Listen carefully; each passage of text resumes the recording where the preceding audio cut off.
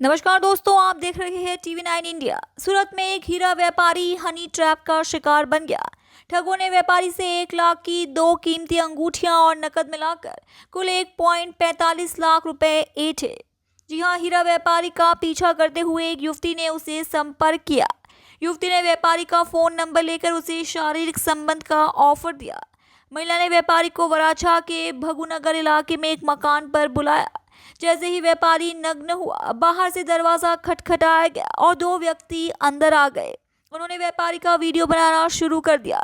व्यापारी को रेप के केस में फंसाने की धमकी देकर उसे पैसे ऐंठ लिए। पूरे मामले में वराछा पुलिस थाने में शिकायत दर्ज की गई। पुलिस ने एक महिला सहित 3 आरोपियों को गिरफ्तार किया। नीलेश गोस्वामी, गौरव रबारी, मनीषा कोटड़िया। पुलिस ने सभी आरोपियों को हिरासत में लिया है और मामले की जांच जारी है।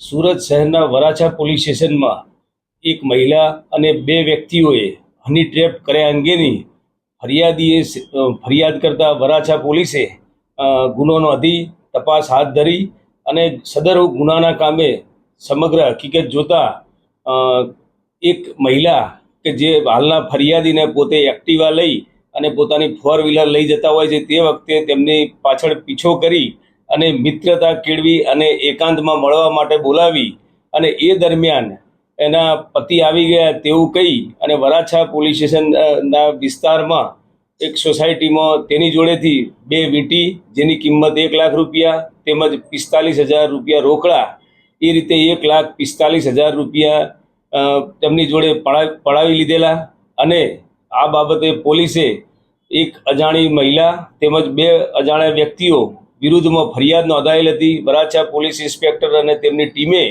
આ ગુનાના કામે 3 આરોપીઓની ધરપકડ કરેલ છે, જેમાં જે મહિલા હતી 35 વર્ષની આશરાની ઉંમર બતાવેલ હતી તે મહિલા તેમજ ગૌતમ તેમજ નિલેશ નામના 2 ઈસમોની પણ અટકાયત કરવામાં આવેલ છે અને હાલ તપાસ ચાલુ છે।